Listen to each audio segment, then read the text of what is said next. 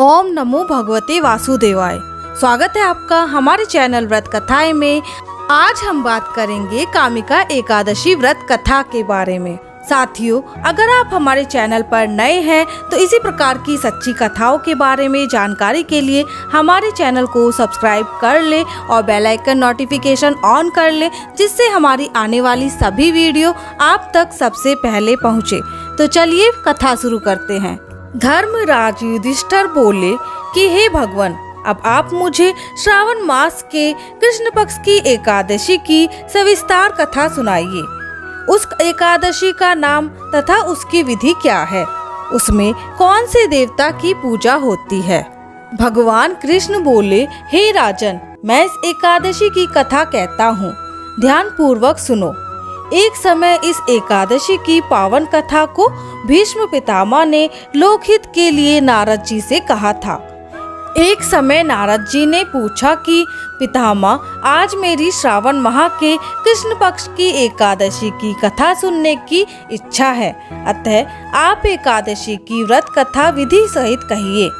भीष्म पितामह नारद जी के वचनों को सुनकर बोले, हे नारद जी, आपने मुझसे यह अत्यंत सुंदर प्रश्न किया है, अब आप ध्यान लगाकर सुनिए। श्रावण माह के कृष्ण पक्ष की एकादशी का नाम कामिका है। इस एकादशी की कथा के सुनने मात्र से ही वाजपेयी यज्ञ का फल मिलता है।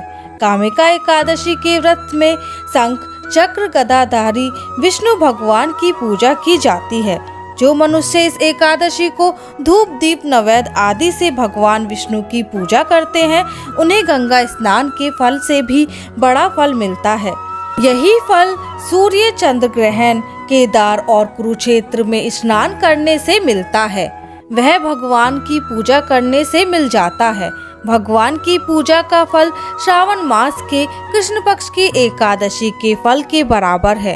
अतः भक्ति पूर्वक भगवान की पूजा न बन सके तो श्रावण माह के कृष्ण पक्ष की कामिका एकादशी का व्रत अवश्य करना चाहिए।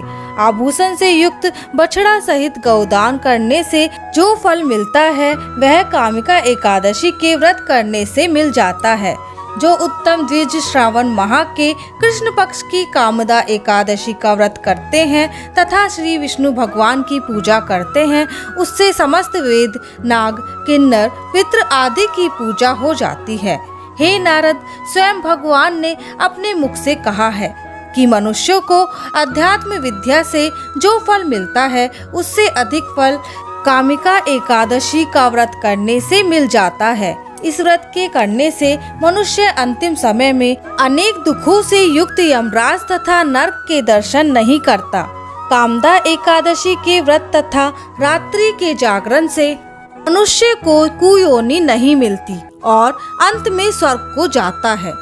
जो उत्तम मनुष्य श्रावण माह के कृष्ण पक्ष की कामेदा एकादशी को तुलसी से भक्ति पूर्वक श्री विष्णु भगवान की पूजा करते हैं, वे इस संसार सागर में रहते हुए भी इससे इस प्रकार अलग रहते हैं, जिस प्रकार कमल जल में रहते हुए भी जल से अलग रहता है। भगवान की तुलसी दल से पूजा करने का फल 1 भार स्वर्ण से और 4 भार चांदी के दान के बराबर माना जाता है। श्री विष्णु भगवान रत्न, मोती, मणि, आभूषण आदि की अपेक्षा तुलसी दल से अधिक प्रसन्न होते हैं।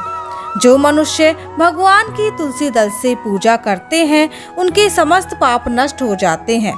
हे नारद, मैं स्वयं भगवान की अत्यंत प्रिय श्री तुलसी जी को नमस्कार करता हूँ।